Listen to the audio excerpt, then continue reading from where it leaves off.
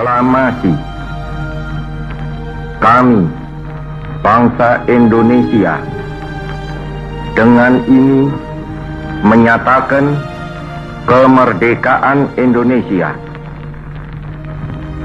Hal-hal yang mengenai pemindahan kekuasaan dan lain-lain diselenggarakan dengan cara saksama dan dalam tempo yang sesingkat-singkatnya.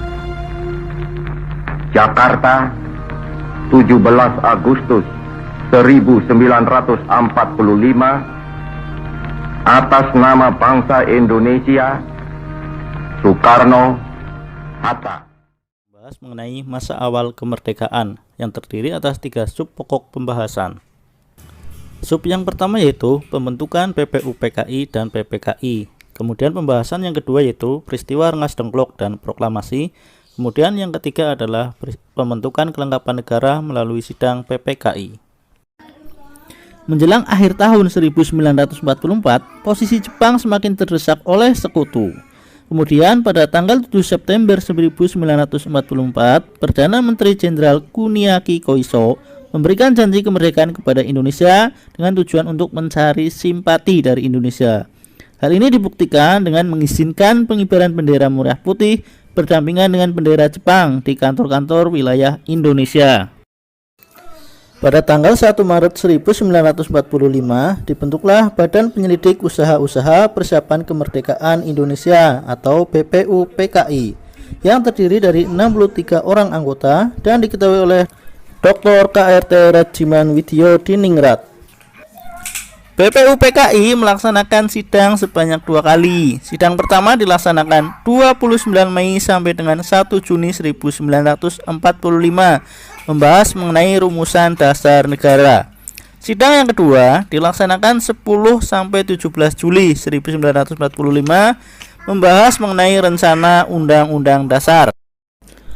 Usulan dasar negara pada sidang BPUPKI pertama disampaikan oleh 3 tokoh yaitu Muhammad Yamin, Mr. Supomo, dan Insinyur Soekarno. Muhammad Yamin menyampaikan usulan dasar negara pada tanggal 29 Mei 1945. Yang kedua, Mr. Supomo menyampaikan usulan dasar negara pada tanggal 31 Juni 1945. Insinyur Soekarno menyampaikan usulan dasar negara pada tanggal 1 Juni 1945. Usulan dari Insinyur Soekarno ini kemudian dikenal dengan nama istilah Pancasila. Tanggal 1 Juni kemudian ditetapkan sebagai hari lahir Pancasila. Sampai akhir masa sidang pertama BPUPKI selesai, belum ditemukan rumusan dasar negara yang benar-benar tepat, sehingga dibentuklah panitia kecil yang disebut Panitia 9, diketuai oleh Insinyur Soekarno.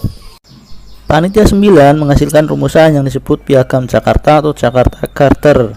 Nah, hasil dari Piagam Jakarta ini nantinya akan menjadi pembukaan UUD 45. Sidang BPUPKI yang kedua dilaksanakan pada tanggal 10 sampai dengan 17 Juli 1945. Hasil sidangnya yaitu yang pertama pernyataan Indonesia Merdeka, yang kedua pembukaan Undang-Undang Dasar, dan yang ketiga batang tubuh Undang-Undang Dasar. Pada tanggal 7 Agustus 1945, BPUPKI dibubarkan karena dianggap telah menyelesaikan tugasnya. Kemudian sebagai gantinya dibentuklah PPKI atau Panitia Persiapan Kemerdekaan Indonesia. PPKI beranggotakan 27 orang yang diketuai oleh Insinyur Soekarno, Muhammad Hatta sebagai wakilnya, dan sebagai penasehat Mr. Ahmad Subarjo. Tugas utama dari PPKI adalah mempersiapkan segala keperluan berkaitan dengan perpindahan kekuasaan dari pihak Jepang kepada bangsa Indonesia.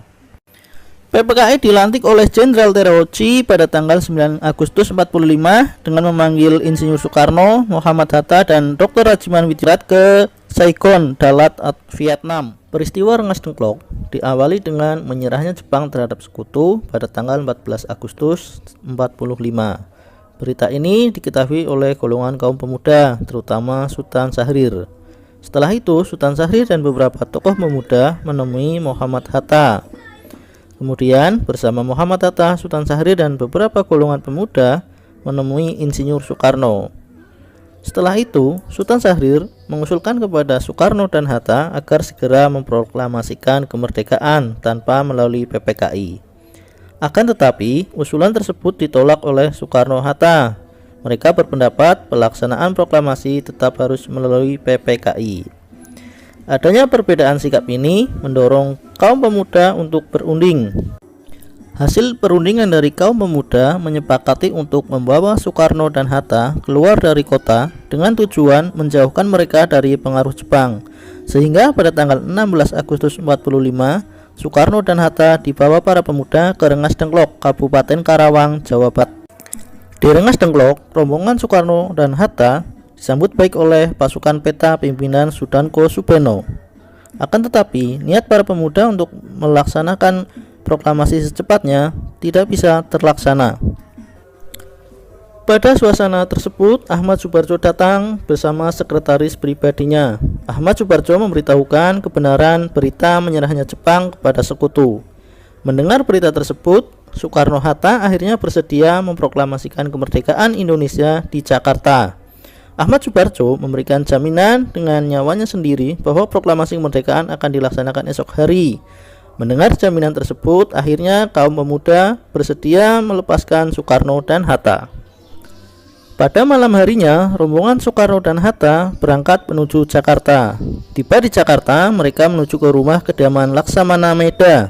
Tempat ini dianggap aman dari militer Jepang karena Laksamana Meda adalah kepala kantor penghubung Angkatan Laut di daerah kekuasaan Angkatan Darat.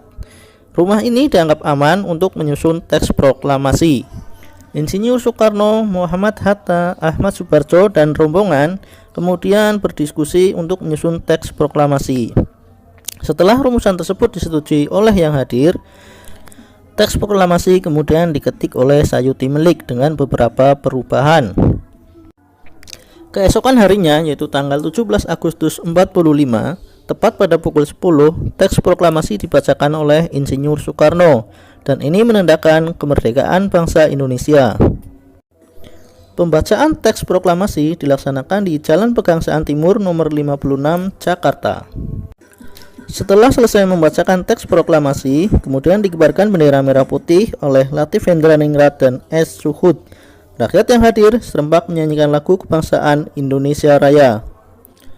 Berita mengenai proklamasi kemerdekaan segera menyebar ke berbagai daerah di Indonesia. Peristiwa ini disambut dengan baik dan rasa syukur oleh segenap rakyat Indonesia. Keesokan harinya, yaitu pada tanggal 18 Agustus tahun 45, PPKI segera melaksanakan sidang pertama untuk membentuk segala kelengkapan negara. PPKI melaksanakan sidang sebanyak 3 kali. Mari kita bahas satu persatu. Sidang PPKI pertama dilaksanakan pada tanggal 18 Agustus 1945. Hasil sidang pertama yaitu mengesahkan Undang-Undang Dasar 1945.